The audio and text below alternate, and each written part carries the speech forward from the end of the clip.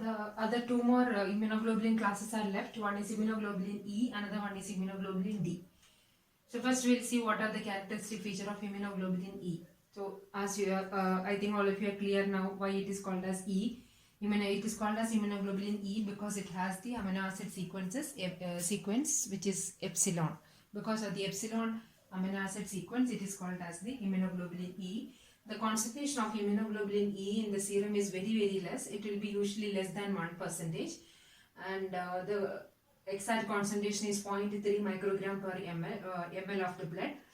Epsilon amino acid sequences, and it will be there in the blood for 2.5 days. That is the life of immunoglobulin E, and this is the immunoglobulin E is the one which will be activating the allergic response. I will tell you, it is a very interesting concept of hypersensitivity or allergic response.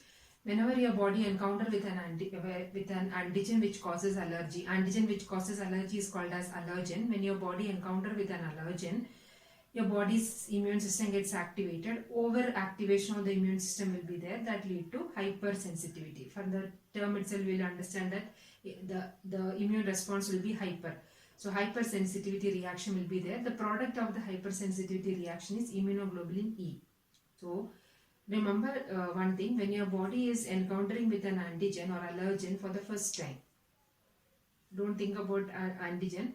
I'm talking about the allergen. The antigen which causes allergy is called as the allergen.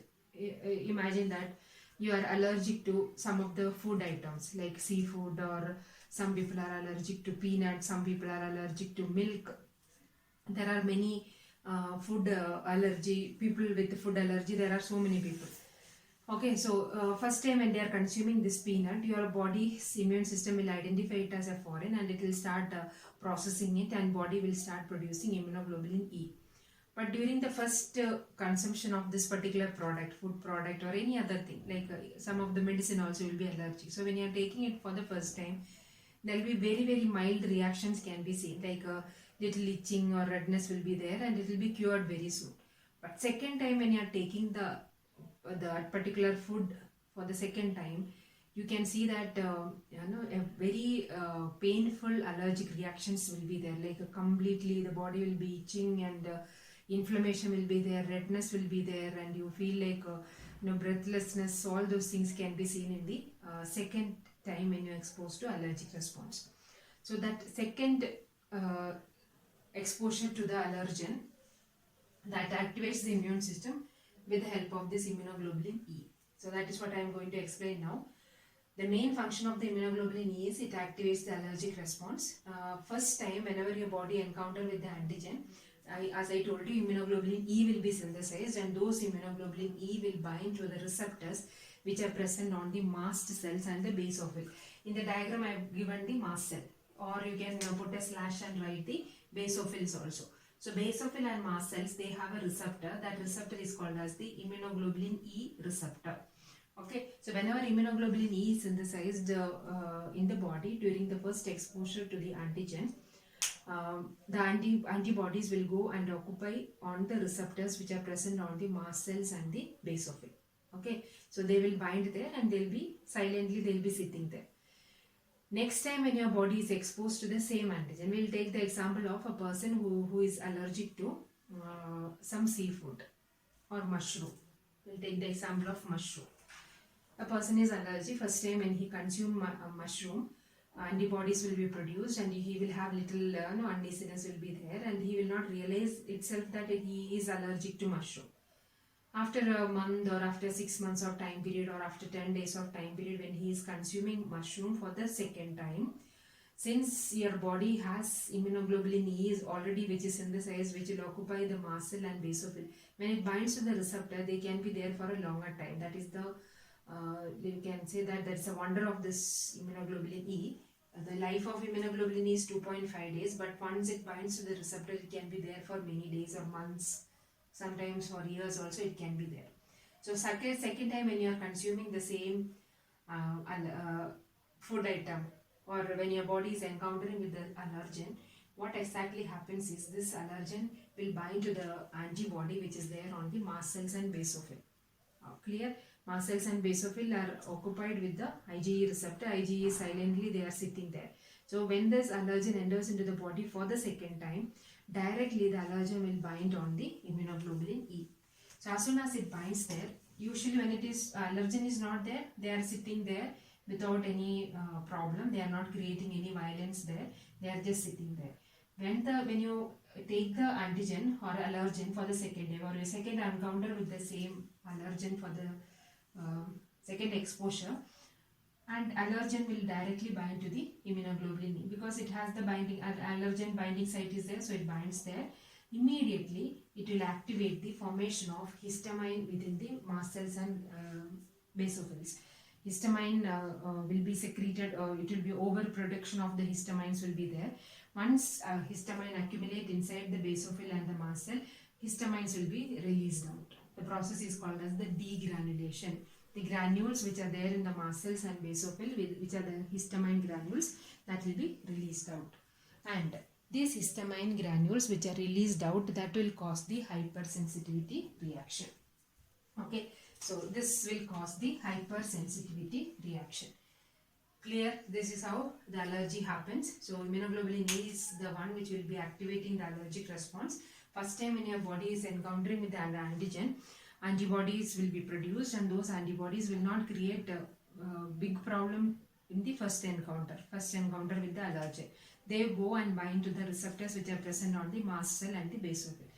Second time when your body exposed to the same allergen, the allergen directly bind to the IgE which is bound to the basophil and mast cell. Overproduction of the histamine happens, and then followed by that degranulation of the histamine. When the histamines are released out, inflammatory response and many allergic symptoms will be triggered out, and thereby you can have all the symptoms of allergy. What are the symptoms of allergy? There will be blood pressure variation will be there, and itching will be there. Throughout the body you will have itching, redness, inflammation, uneasiness and breathlessness. All those things will be there. It's really very, you can say that we cannot call it as a painful condition. It's a very irritating kind of symptoms will be there. Okay, that's all about the immunoglobulin E.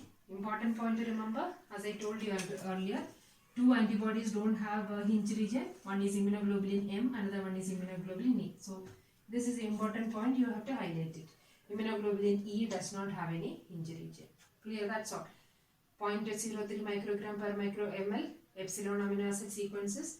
Life is 2.5 days, and activate the allergic response by binding to the receptors which are present on the mast cell and basophil. The second time when the allergen enters, it binds there, activate the degranulation of histamine, which lead to hypersensitivity. It does not have the hinge region. And the last one is immunoglobulin D. Immunoglobulin D is the membrane-bound antibody, and the heavy chain amino acid sequence is delta, and the concentration is 0.03 mg per ml, or similar to that of IgE, less than 1%. The life of immunoglobulin D in the serum is 3 days, and they are monomeric. So this is also monomeric. IgD is also monomeric. And the exact function of immunoglobulin D is not that it is not studied in detail, you can say, and they don't have major functions. It will activate the immune system, obviously, like any other antibody. That is one of the thing. It is bactericidal, and it can do the neutralization, and the other functions are yet to be studied. And immunoglobulin D is always associated with the immunoglobulin M. Okay, that also why I will tell you. First antibody produced is immunoglobulin M. Along with that, always immunoglobulin D will be there, but the concentration will be very minute. Okay, so when compared to the immunoglobulin M, the concentration of immunoglobulin D will be very less. Now, one point I left when I was explaining about the immunoglobulin classes. These are the molecular weight of immunoglobulin. The molecular weight of immunoglobulin G is 1,50,000 Dalton.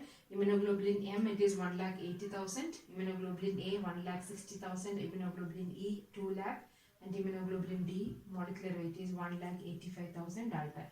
Two immunoglobulins are not monomeric. One is immunoglobulin M, which is pentameric. So whatever molecular weight I have given here, that is monomers molecular weight. And immunoglobulin A is a dimer. Monomeric form, molecular weight is 1,60,000 Dalton. Okay. So that's all about the different classes of immunoglobulin, their structure and the function. Now, I'm going to give you a homework by Monday, or if you find time once after finishing this particular topic, if you find time, you can finish it, because it's a very simple thing what I'm going to give you. You have to take a fresh page, okay? Make 6 columns. In the first column, you write the characteristic feature. Whatever points I have discussed here, all those points you can include. What all points I discussed? First thing, you need to make a simple diagram of all the immunoglobulin. So, what are you going to write on all the 5 columns? The first one is the characteristic feature. One by one you have to write.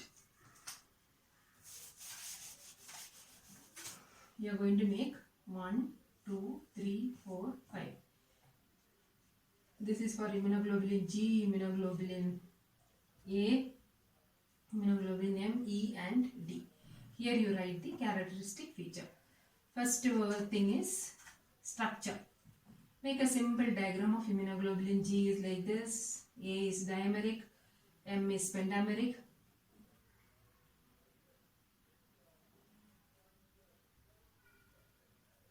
Okay, simple structure. That is followed by molecular weight. Then the concentration. Like that, whatever similar features I have with the life of each immunoglobulin, and whether they are monomeric, pentameric, dimeric, and last you need to write the function. So this you need to make it. This is very important, because in the examination if they ask write in detail about all the types of immunoglobulin, then it will be very difficult for you to write about each immunoglobulin. The paragraphs together writing is very difficult. Instead of that, you can make a tabular column and write the things. It will be very easy. And so once after reading and learning all the different classes of immunoglobulin, do this homework and show me.